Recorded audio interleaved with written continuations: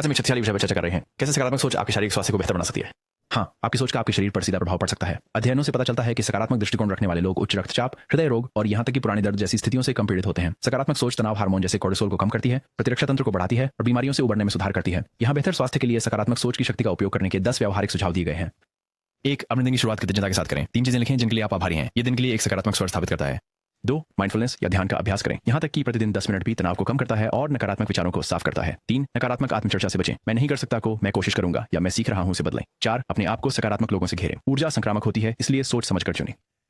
5, नियमित रूप से व्यायाम करें। शारीरिक गतिविधि मूड को बढ़ाने वाले रसायन जैसे एंडोर्फिन को बढ़ाती है। 6, संतुलित आहार लें। अच्छा पोषण मानसिक और शारीरिक स्वास्थ्य दोनों का समर्थन करता है। 7, पर्याप्त नींद लें। आरामदायक मन अधिक सकारात्मक और केंद्रित होता है। 8, अक्सर हंसें।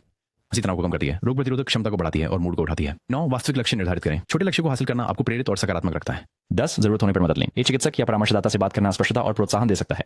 याद रखें, सकारात्मकता समस्याओं को नजरअंदाज करना नहीं है, बल्कि उन्हें ताकत और आशा के साथ सामना करना है। अपने विचारों का ख्याल रखें और आपका शरीर आपका आभार मानेगा।